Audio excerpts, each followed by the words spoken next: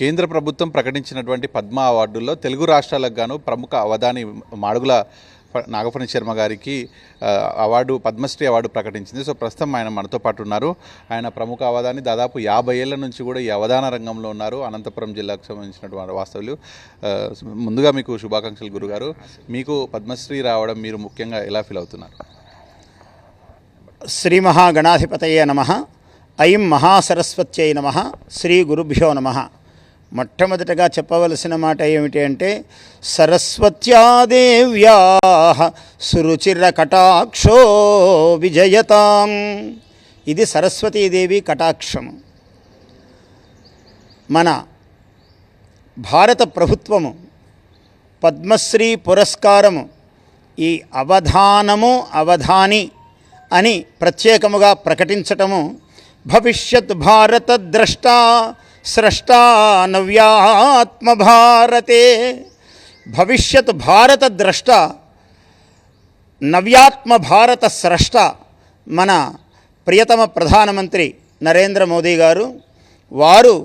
వారి ప్రభుత్వము ఈ పురస్కారాన్ని ప్రకటించటం అన్నది వారికి నేను ఆశీర్వచనములు కృతజ్ఞతలు తెలియజేస్తూ ఉన్నాను. ఇది అవధానం అన్న కోణములో కళ అన్నదానికి ప్రకటించటము. 52 సంవత్సరాలుగా నా 13వ ఏట ఈ అవధానం ప్రారంభించాను. ఈ జయప్రస్థానములో అనేకులు మహనీయులు, ఎందరెందరో నాటి సంయుక్త ఆంధ్ర రాష్ట్ర ప్రభుత్వాలు, నేడు 2 రాష్ట్ర ప్రభుత్వాలతో పాటుగా ప్రజలు, విశేషముగా రాత్రి 11 అయినా నా అవధానములలో 2000 మంది 10,000 మంది ఇలా జనము ఉండి ఆదరించిన అంత రసజ్ఞతాపూర్ణమైన తెలుగు జాతి, ఆ తెలుగు జాతి యొక్క రసజ్ఞతను నేను ప్రత్యేకముగా చెప్పవలసినదే. ఈ అన్ని కారణముల చేత ఎందరో మహనీయులు ఈ అవధానము పట్ల ఆకర్షించేటట్లుగా అమ్మవారు అటువంటి వాక్కును ప్రసాదించింది. అందువల్ల ఆమె శ్రీపాద పద్మములకు కృతజ్ఞతలు. మొట్టమొదటగా ఇది ఈ క్రమములో ఆంధ్ర ప్రభుత్వాలు, ప్రజలు, మన తెలంగాణ ప్రజలు, ప్రభుత్వాలు అందరూ కూడా ఈ అవధాన సరస్వతికి జయనాదముతో నిరంతరము ఒక బాసటగా నిలిచారు. దాన్ని నేను ఉగ్గడిస్తూ ఉన్నాను ఈ సమయంలో. నాయన, మీకు కళా విభాగంలో అవధాన రంగంలో మీకు పద్మశ్రీ వరించింది. సో పద్మశ్రీ వరించినటువంటి ఈ అవధాన రంగం గురించి భవిష్యత్ తరాలకు మీరు ఏం చెప్తారు? తప్పకుండా చాలా మంచి మాట. ఎందుకంటే అవధానం అన్నది మనస్సు యొక్క ఏకాగ్రత. అనేక భాషలలో అవధానము ఉన్నప్పటికీ తెలుగు భాషకు ఇది చాలా ప్రత్యేకమైన ఆభరణము. తెలుగు వారి యొక్క ముక్కు పుడక ఎలాంటిదో అమ్మవారికి అటువంటి ఒక నాసాభరణము వలె విశేషమైన ఆభరణము ఈ అవధానము. ఇటువంటి ఈ అవధాన ప్రక్రియ యువతకు చాలా అవసరం. అంటే ఏకాగ్రత, ఏ విషయములోనైనా మానవుడికి ఏకాగ్రత. ఈ ఏకాగ్రత ఒకేసారి అనేక విషయాల్లో ప్రదర్శించడమే అవధానం. అటువంటి అవధాన విద్య ఆధునిక తెలుగు జాతికి చాలా అవసరము. మనము ప్రపంచంలో తెలుగువాడు మేలుబంతిగా నిలబడడానికి ఈ అవధానము చాలా దోహదం అవుతుంది. ఈ అవధానాన్ని ప్రజలందరికీ దగ్గర చెయ్యాలని నిరంతరము నేను పడుతున్న తపనకు ఒక అద్భుతమైనటువంటి చేయూత ఇంకా ఈ కార్యక్రమాలలో యువతకు, పిల్లలకు అనుకూలముగా అవధాన సరస్వతీ పీఠం చాలా విశేషంగా పద్యాలు, శ్లోకాలు, ధారణాశక్తి ఇవి నేర్పటంలో ఎంతో ప్రగతి సాధిస్తూ ఉన్నది. ఈ కోణంలో ఇటువంటి పురస్కారం రావటం అన్నది ఇంకా ఈ ప్రజలకు విద్యను చేరువ చెయ్యటములో దీనికి చాలా ఒక సౌకర్యము, సౌభాగ్యము లభించింది అని నేను భావిస్తున్నాను. ఈ సందర్భంగా మీ జీవితంలో గుర్తు చేసుకోవాల్సినటువంటి ముఖ్యులు మీరు అనుకున్నటువంటి వాళ్ళు ఎవరున్నారు? ముఖ్యులు అనేకులు ఉన్నారు. పేర్లు చెబితే ఒక గంట పడుతుంది. ఎందుకంటే 52 సంవత్సరాల నా 13వ ఏట నుంచి వచ్చినటువంటి ప్రస్థానము, జయప్రస్థానము. అందువలన నేను ప్రతి వ్యక్తిని అమ్మవారి స్వరూపముగా, ఎందుకంటే ఒక 100 పేర్లు మెదులుతున్నాయి నా మనస్సులో, ఓ 10 పేర్లు వెంటనే మెదులుతున్నాయి. అందువల్ల పేర్లన్నీ చెబితే దీర్ఘం అవుతుంది. కాబట్టి అందరినీ అమ్మవారి స్వరూపముగా, నాకెవ్వరు ప్రతి పండితుడొకరేకౌ సభా విభవ కల్హారం, ఓ దేవి నీ మెడలో వసివాడ నిహారం.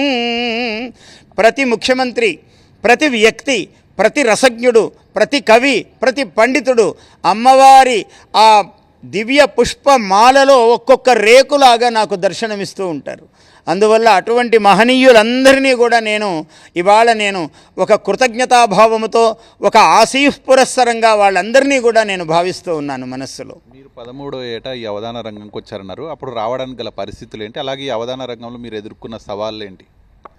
అవధానము రావడానికి ఏమిటంటే, చిన్నప్పటి నుంచి మా నాన్నగారు ప్రేరణ, మా తండ్రి గారు నాకు అమరము, ఆంధ్రనామ సంగ్రహము, భారత భాగవత రామాయణాలు, వాటిలోని పద్యాలు విశేషాలు అలవోకగా తెలిసేటట్లుగా నా 7 సంవత్సరాల వయస్సు నుంచి నాకు చెబుతూ ఉన్నారు.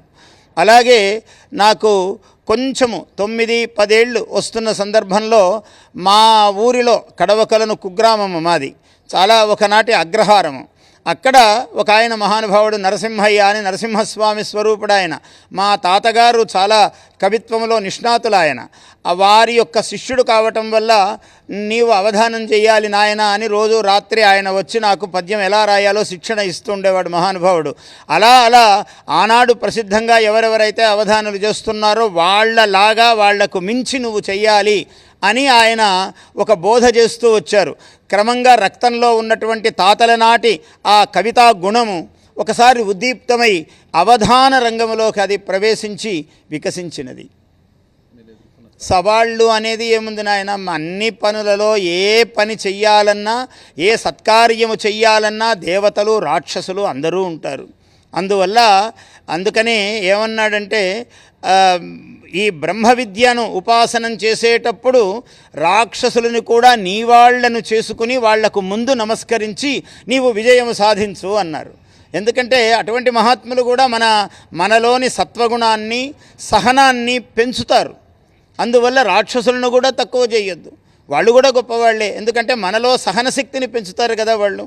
అందువల్ల బ్రహ్మ విద్య ఏం బోధిస్తుందంటే, దీనికి వ్యతిరేకమైన వాళ్లను కూడా ముందు వాళ్ళనే ఉపాసించు అన్నారు.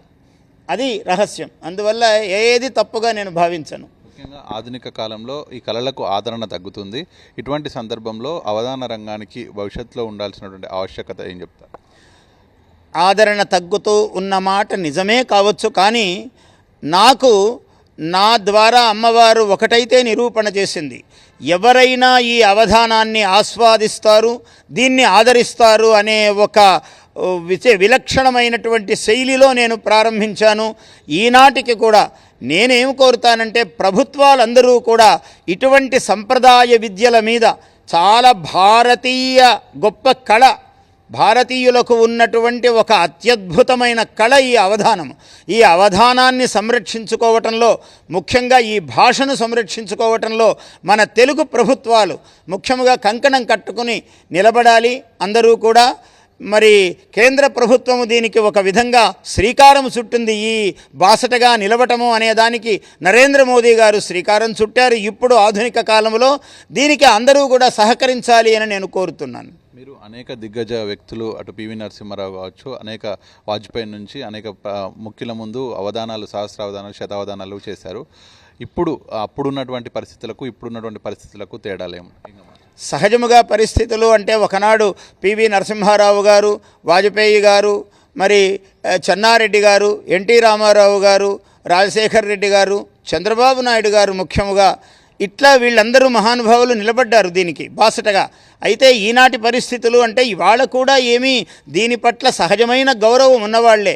కాకుంటే నాయకులు, ప్రభుత్వాలు అన్నప్పుడు వాళ్ళ ప్రాధాన్యాలు వాళ్లకు ఉంటాయి. ఉన్నా కూడా దీని యొక్క ప్రాధాన్యము తెలియజెప్పి దీనికి బాసటగా నిలిచేటట్లుగా చేసుకోవలసిన బాధ్యత అవధానికి, అవధానులకు, అవధాన రంగానికి, అవధాన సరస్వతి కృప ప్రసరించేటట్లుగా చేసుకోవడం మన కర్తవ్యము కూడా ఉన్నది. ప్రజాదరణ ఎప్పుడైతే ఉందో ప్రభుత్వాలు కూడా దాని వెంట నిలబడతాయి. ఇవాళ కూడా అటువంటి ఒక భవ్యమైనటువంటి ఒక సహకారపూర్ణమైనటువంటి పరిస్థితులే ఉన్నాయి అని నేను విశ్వసిస్తూ ఉన్నాను, అలా భావిస్తూ ఉన్నాను. అవధానం చేస్తున్నప్పుడు ప్రజలు గ్రహించాల్సినటువంటి అంశాలు ఏంటి ముఖ్యంగా మీరు ఏం చెప్తారు? అవధాన విషయములో ప్రజలకు జరిగేటువంటి ప్రధానమైన మేలు ఏమిటి అంటే జ్ఞాపక శక్తి. ఇవాళ జ్ఞాపక శక్తితో ప్రాధాన్యము లేకుండా ప్రతిదీ యంత్రము మీద ఆధారపడిన రోజులు వచ్చి ఉన్నప్పటికీ కూడా బుద్ధిశక్తియే, మానవుని యొక్క ప్రతిభయే. అందువల్ల ఎవరైతే ఈ మార్గమును పోకుండా వదలకుండా సంరక్షించుకుంటారో అటువంటి జీవితం ఎప్పుడూ ధన్యమే, ఎప్పుడూ గొప్పదే. అటువంటి వాళ్ళు ఎక్కే శిఖరాలు చాలా గొప్పవి. అందువల్ల దానికి ఎప్పుడూ ప్రాధాన్యం ఉందని నేను భావిస్తాను. చివరిగా భారత అత్యున్నత పురస్కారాలు అయినటువంటి పద్మశ్రీ పురస్కారం మీకు ఇవ్వడం పట్ల మళ్ళీ కేంద్ర ప్రభుత్వం కావచ్చు ప్రజలకు ఏం చెప్తారు? నేను మళ్ళీ కూడా ఒకసారి చెబుతున్నాను, భవిష్యత్ భారత ద్రష్ట స్రష్టా నవ్యాత్మ భారతే. ప్రియతమ భారత ప్రధానమంత్రి మాన్యశ్రీ నరేంద్ర మోదీ గారు దీనిని కళగా గుర్తించి ఈ గౌరవాన్ని అందించటం అన్నది ఇది బహుధా ప్రశంసనీయము. అవధాన ప్రపంచానికి, అవధాన సరస్వతికి ఇది గొప్ప గౌరవము. ఆయన మంత్రిమండలిని నేను అక్కడ కృతజ్ఞతలు ఆశీర్వచనములు చెబుతూ ఉన్నాను. ఈ మార్గంలో ప్రభుత్వాలన్నీ కూడా నడిచి ఇంకా విజయాన్ని సాధించేటట్లు చెయ్యాలి అని నేను సూచన చేస్తూ ఉన్నాను. జయోస్తు. మాడుగుల నాగఫణి శర్మ సతీమణి రేణుక గారు ఉన్నారు. ఆయనకు పద్మశ్రీ పురస్కారం రావడం వల్ల మీరు ఎలా ఫీల్ అవుతారు? మాకు చాలా సంతోషం అండి. అమ్మవారికి ఇన్ని రోజులకు ఈ పూజా కుసుమాన్ని సమర్పిస్తున్నారు. నరేంద్ర మోడీ గారికి చాలా కృతజ్ఞతలు, శుభాభినందనలు, శుభాశంసనలు. మేము చాలా ఆనందాన్ని అనుభవిస్తున్నాం అందరం. అయితే ఆయనకు పద్మశ్రీ పురస్కారం రావడం అనేటువంటిది అవధాన రంగానికి లభించినటువంటి ఒక గొప్ప గౌరవం. అలాగే భవిష్యత్ తరాలను కూడా ఈ అవధాన రంగాన్ని ఇంకా మరింత ముందుకు తీసుకెళ్లాలనేటువంటిది కూడా ఆయన కోరుతున్నారు. వీడియో జర్నలిస్ట్ మహేష్తో కలిసి సాగిరెడ్డి, సాక్షి న్యూస్, హైదరాబాద్.